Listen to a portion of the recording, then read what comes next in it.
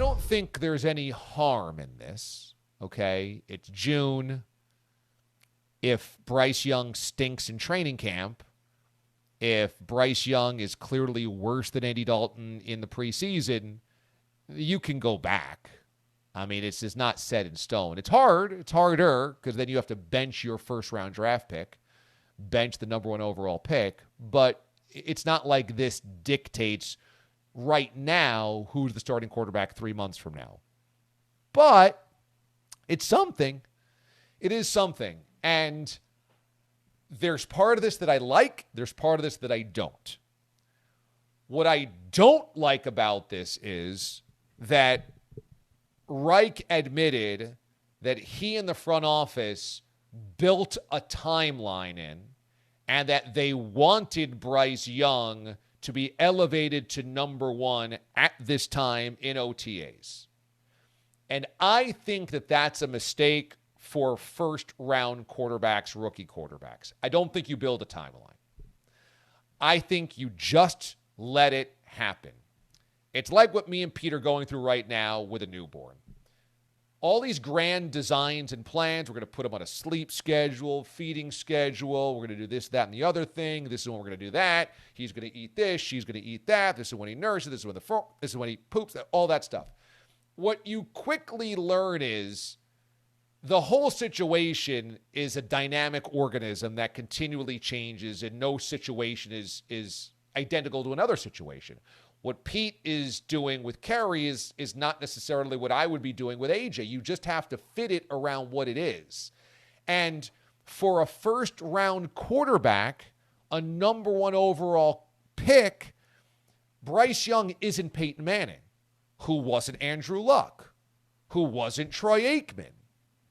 These are all different, and I just don't like the idea that in April you make a decision that, well, we want the timeline to be Bryce Young to be elevated to number 1 for OTAs. I just don't think you even go there. I think great organizations don't go there, and they wait to see how things work. So I didn't like hearing that. It felt to me like putting the cart before the horse. What I like about it is that every guy in that locker room has said Bryce Young has done everything to show his maturity, to show his respect, to show that he is there not as the number 1 pick, but instead to earn his stripes. And I have to say that that's a huge component in why I am confident, and I would think the Panthers are as well, of Bryce Young being able to succeed despite his size. The guy's small.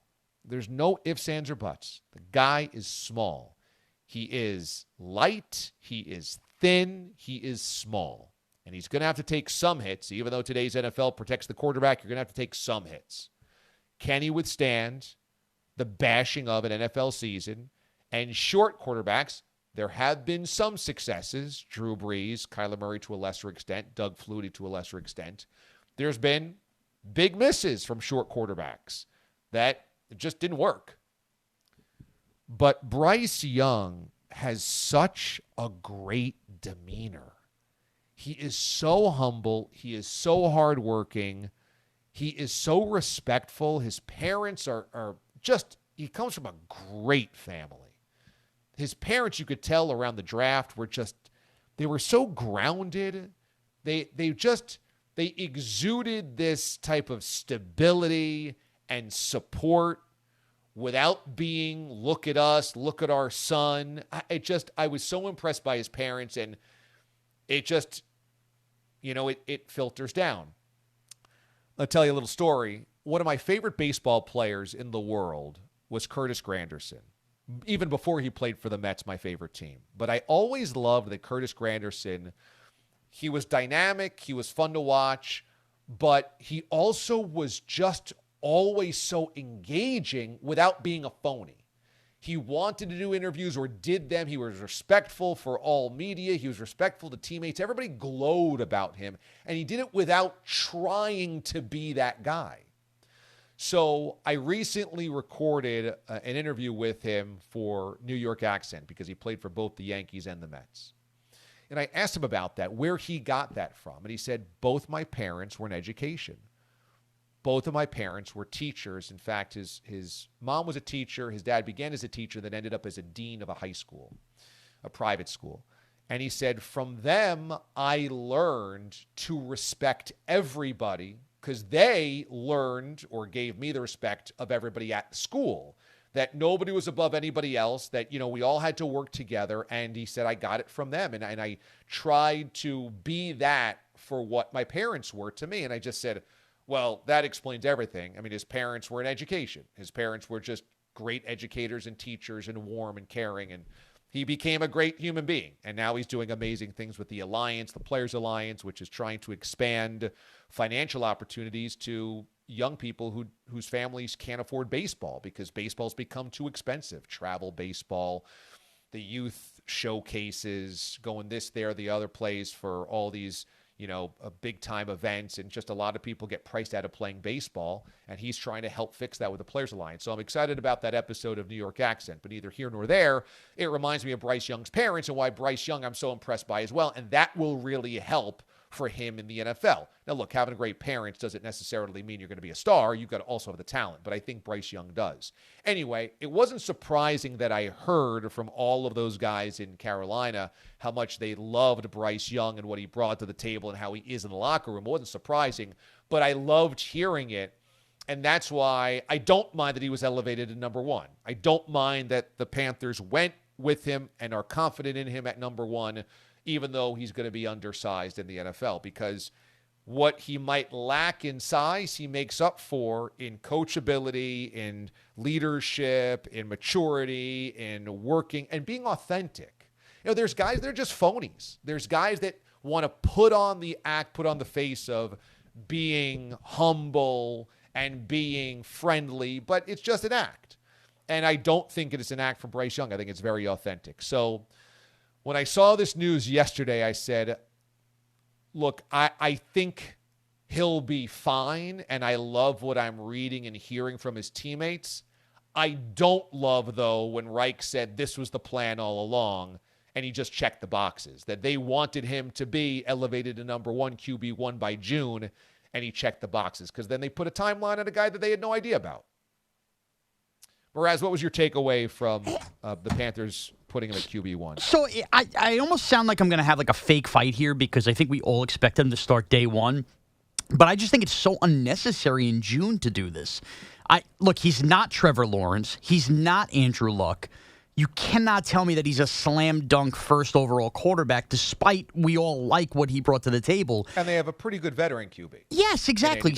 Exactly. So I just don't understand why not go through the motions, and motions, again, is probably the wrong word, of some kind of fake competition.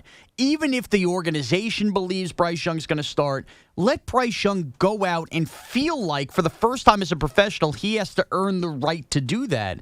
And I just don't think it's a good mindset to install, even if his makeup is good, that this job is already handed to you before you've even stepped foot in an actual training camp with actual veterans.